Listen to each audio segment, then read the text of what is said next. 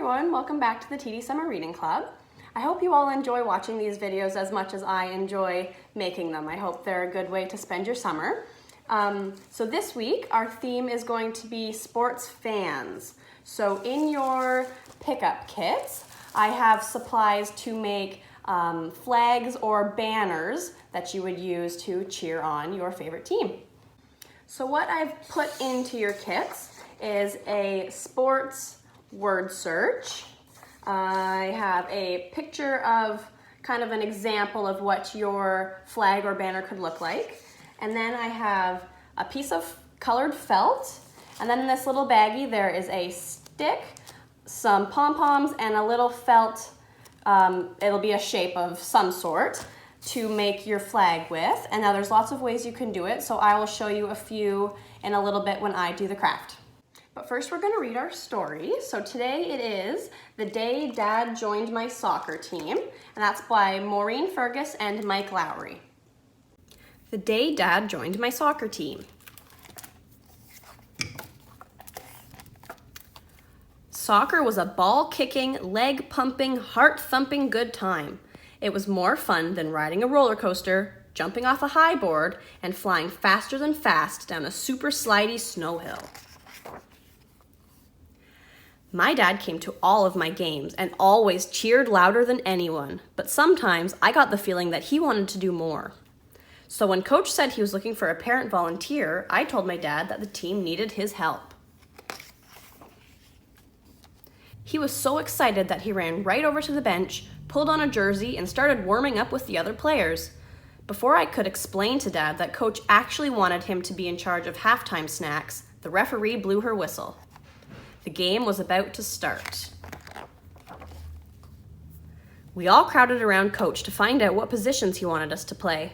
When my dad heard that he was on defense, he complained that defense was boring and started whining at Coach to let him play forward instead. I was embarrassed. But I was even more embarrassed when Coach asked us what playing soccer was all about, and my dad shouted, "Winning!" "Dad," I whispered as we jogged onto the field, "playing soccer isn't all about winning." "It isn't?" he asked in surprise. "No," I said, "it's all about having fun." "Got it," he said. But I don't think Dad did get it, because instead of having fun playing soccer, he had fun picking dandelions and waving to the parents and watching airplanes fly by. And when he was taken off the field for a rest, he had fun fooling around on the sidelines and pestering Coach and kicking the practice balls everywhere. He even ran off to play in the nearby park. Whee! As I was leading him back to the bench, I explained that the kind of fun he was having wasn't helping the team. "You need to listen to Coach and participate, Dad," I said. "You need to get your head in the game." "Got it," he said. But I don't think he got that either, because instead of paying attention and playing his position, he started acting like he was the only one on the field. And when the other team scored a goal, he groaned as if our goalie had let the ball in on purpose. Luckily, she didn't notice because everyone else was telling her, "Good try," and "Don't worry about it." I was happy about that, but I sure wasn't happy with my dad. "You're not being a good sport, Dad," I exclaimed. "How can I be a good sport if we're not winning?" he asked. Before I could explain that being a good sport meant staying positive, especially when you're not winning, the ball bounced towards us. My dad quickly trapped it and started dribbling up the field. Just as he was about to take a shot on net, a player on the other team accidentally tripped him. My dad was furious, and when the referee didn't give the other team a penalty, he threw a hairy fit.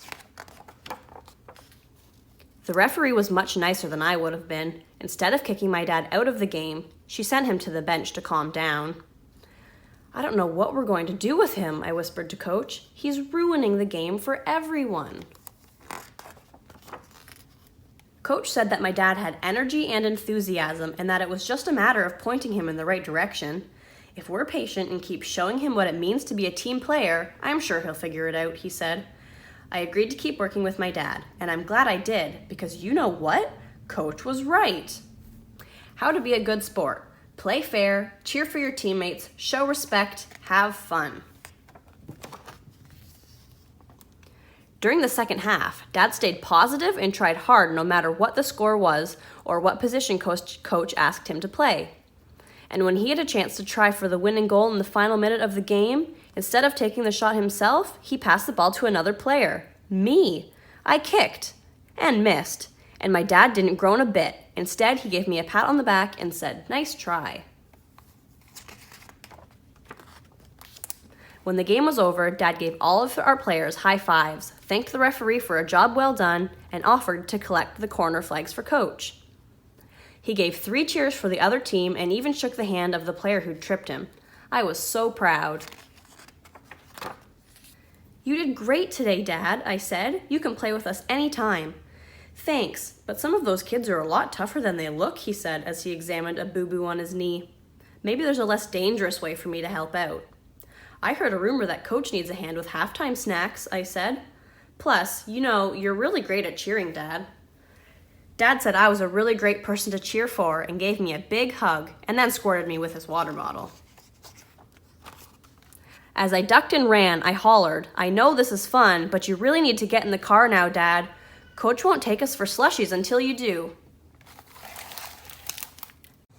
All right, so now we'll move on to our craft, and I will show you a few different ways that you can make your flag.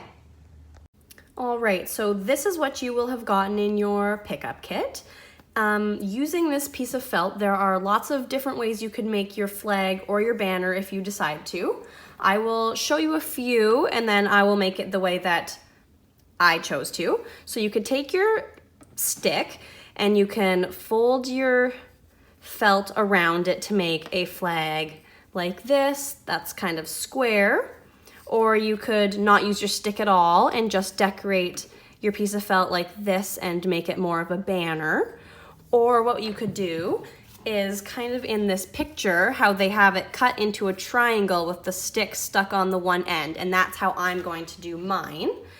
So first I'll have to cut the triangle shape and then glue my stick onto the felt, and then you can decorate after. So I'm going to do that now.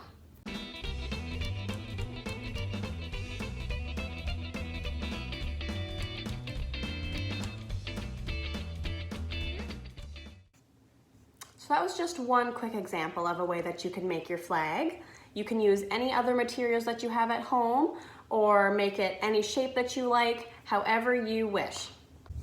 Now, because this week was sports fans related, for your challenge this week, what I ask of you is to send in a picture of yourself dressed all up like the biggest sports fan that you could think of. So whether that is a jersey or a hat, or maybe you have a foam finger, you can maybe use your flag or your banner that you have, whatever kind of sports fans things that you have, take a picture of yourself and send it to the library. And for your prize this week for sending in your photo of yourself is this movie bucket. So in the bucket, we've got 2 DVDs,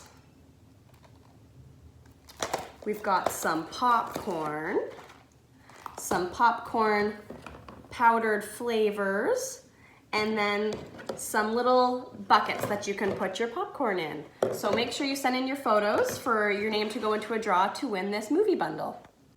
All right, so that's all I have for this week. I hope you enjoyed.